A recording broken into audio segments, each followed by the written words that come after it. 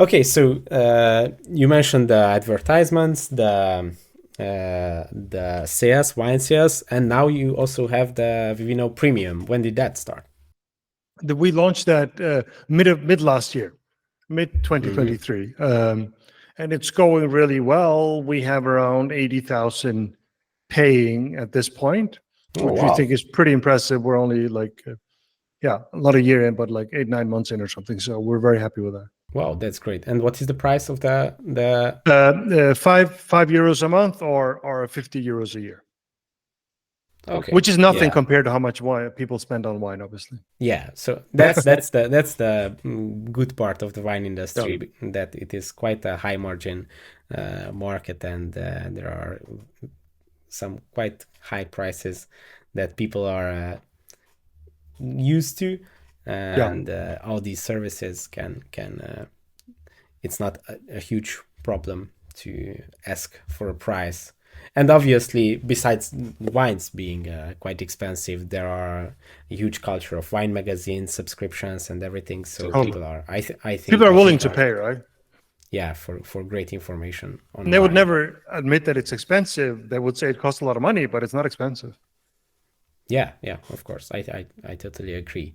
And it's very cool that as from the beginning you integrated it and made it like a little bit of wine education as well. So it's not just helping the consumer choose a wine and that's it, but trying to build wine culture. Totally, totally. Yeah, we really built this product for like what we call the casual wine drinker, right?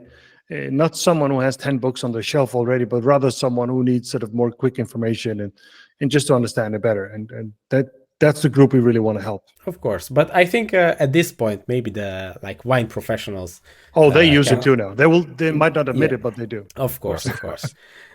But what I wanted to say that is that in some cases maybe they even can find some new information, some new specific grape varieties like Bocator soon, Let's say and Bocator a few more times.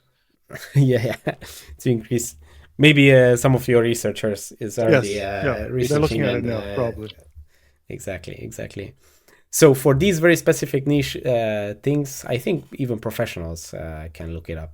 I Yes. mean, I wouldn't call my. I mean, yeah, I am a wine professional. I'm a winemaker, and I also use it for this reason. Specific wine regions all the time. I just scan it. If I see something very unusual or new, usually I can find some info on. But also usual people in the industry, they would know parts, right? So you might know Romanian wine really well, and others know left bank really well. They might look up right Yeah. bank of Bordeaux, right? So nobody knows all the wines in the world, but Vivino has a lot of data they can use when they travel and move around the world. Exactly. Yeah, there is a tendency of being specialized Totally. in some regions. Thanks for watching this video. You can watch the full podcast episode by clicking here, or watch another interesting video by clicking here. Let's continue the discussion in the comment section and see you in the next one.